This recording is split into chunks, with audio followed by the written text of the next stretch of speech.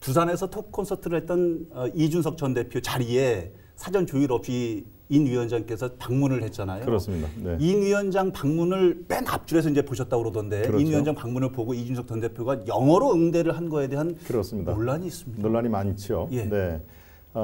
이 사전 예고 없이 갔다 하는 게 언론에 보도된 내용입니다만은 사실은 그런 그 행사를 갈 때 사전 아무런 그 예고를 할 리는 없습니다. 안 하고 가진 않았다. 혁신위원장이 내려간다.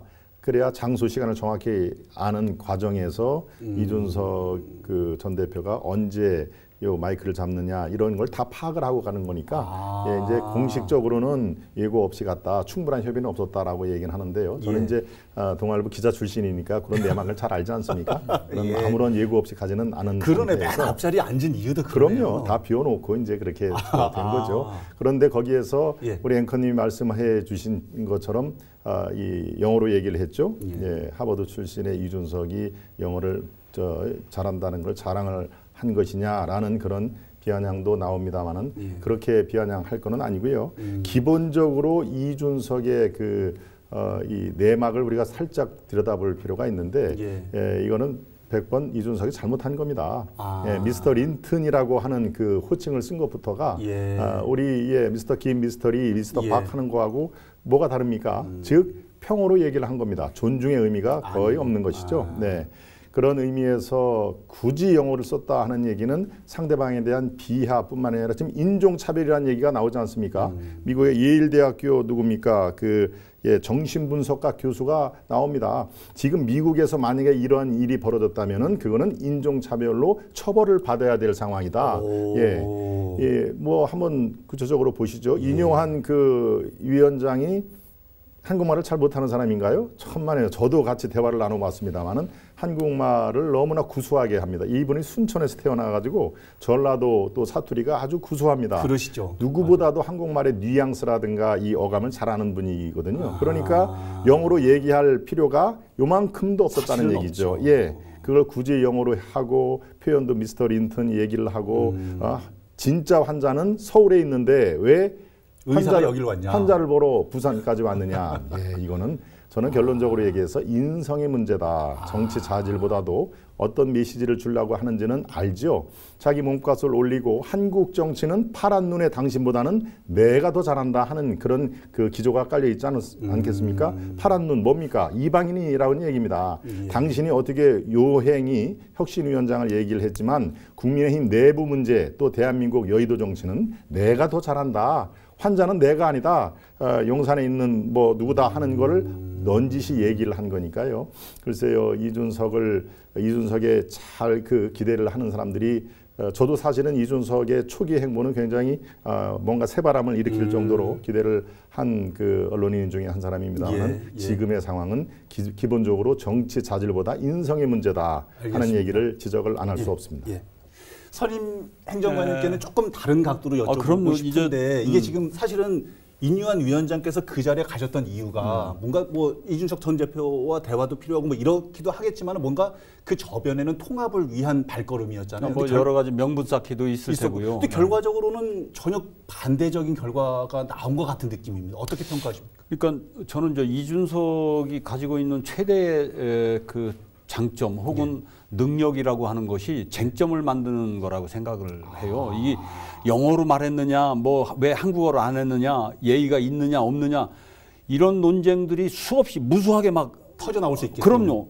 짧은 시간 동안에 얼마나 많이 쏟아져 나왔어요. 성공한 거예요. 그러니까 정확하게 이준석 전 국민의힘 당대표가 노리고 있는 지점들은 바로 그런 거예요. 그런데 여기에 적극적으로 지금 부응을 해주고 있는 거죠. 언론도 부응해주고 국민의힘에서도 부응해주고 다 부응을 해준 거예요. 이준석 전 대표 입장에서는 완전 대성공. 그럼요. 대성공이죠.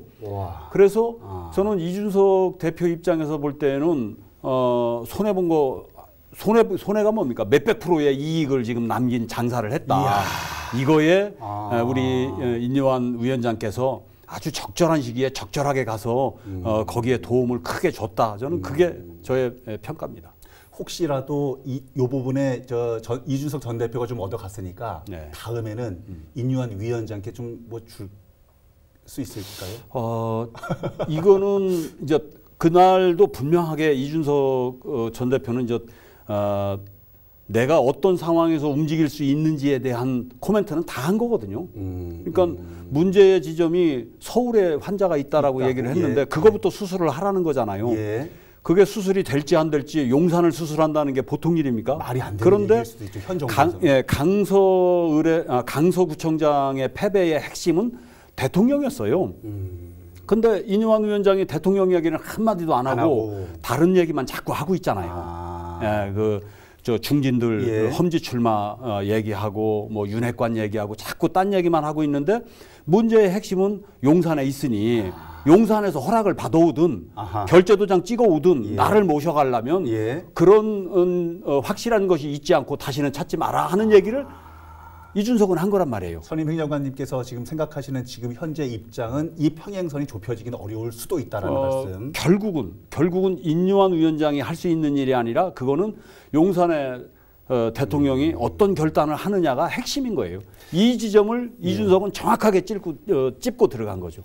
인요한 위원장께서 뭐 하실 말씀 있으십니까? 예, 지금 오늘 주제는 뭐 이준석은 아닙니다만 이준석을 얘기를 안 할 수밖에 없는 그런 상황이 된 것이죠. 어차피 지금 여의도 정치 한복판에 이준석이라는 전 대표가 서 있는데 이 시중에 이슈몰이 즉 화제를 몰고 온 것 자체는 성공했다고 저도 판단합니다. 우리 유 후보님의 말씀에 부분적으로 제가 공감을 하는데 그리고 신당 창당을 계속 군부를 떼지 않습니까? 그렇죠. 신당 창당을 어차피 여론의 좌우가 되는 그런 하나의 정치 행위인데 이것을 하기 위해서 주목을 일단 받아야 되는 것까지는 성공을 했습니다. 아마도 미스터 린턴이라는 그 호칭 자체가 그리 중요한 건 아닙니다만 그것도 계산된 하나의 그 연출이 아니었나 저는 생각이 드는 게 아무튼 그 짧은 시간에 하나의 그 부산에서 모 대학에서의 그 북콘서트로 한 3, 4일 동안의 정치의 한복판에 쓴 것까지는 제가 성공했다고 공감을 합니다만 그분의 즉 이준석의 정치적인 미래를 위해서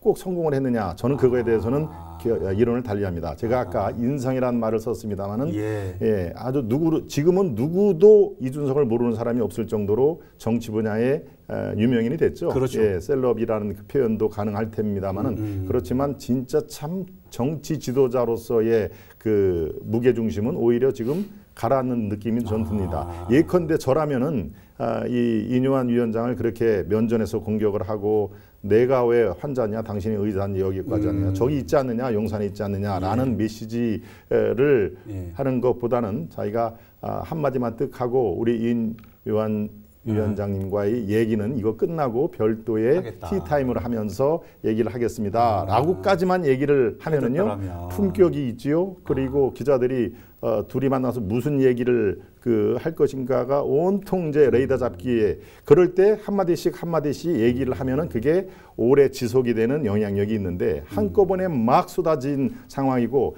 우리 한국의 기본 정서가 있지 않습니까? 멀리서 온 분한테는 예의를 차리고 또 차례도 한잔하고 면전에서 그 사람의 미흡된 것을 공격을 하는 거는 우리 정서에는 맞지 않을 뿐더러 품격 있는 정치와도 상당한 거리가 있는 겁니다. 그러니까 그런 의미에서 정치 지도자로서의 이준석은 오히려 체급이 자꾸 올라가야 되는데 본인이 요구하는 건 신당 창당도 자기 체급을 올리려고 하는 거 아니겠습니까? 그렇죠. 그렇지만 이번 행동은 총체적으로 인성의 그런 그 미흡된 점을 들어서 중장기적으로 저는 마이너스다라고 저는 평가를 하는 것이죠. 그러니까 오늘 이슈 몰이는 성공했는데 내일 정치인으로서의 문제는 해결하지 못한 이런 꼴이네요. 그런데요, 이제 제가 볼 때는 지금은 이준석의 시간이에요.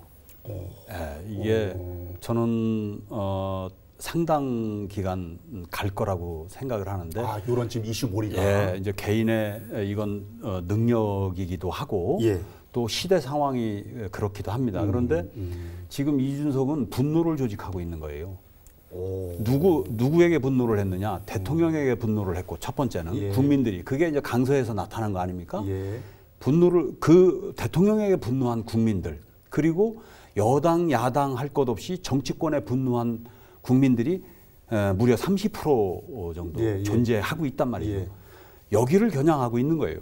여기를 향해서 끊임없이 얘기를 하는 거죠. 그러면 분노한 사람들은 자기를 대변해 주는 사람을 집중하게 되고 거기에 모이게 돼 있는 겁니다. 그렇죠. 이거를 조직하고 있는 시간이에요. 그래서 이것이 어느 정도 조직이 된다. 국민 정서가 상당 부분 따라오고 있다. 지난번 여론조사에서는 무려 17%까지 나왔지 않습니까? 아마 20%를 넘어서고 25%까지 조직이 된다라고 하면 이건 굉장한 그 파괴력을 갖게 되는 거거든요. 달라질 수 있다. 예, 그래서 지금 이준석은 분노를 조직을 하고 있다. 네, 저는 그렇게.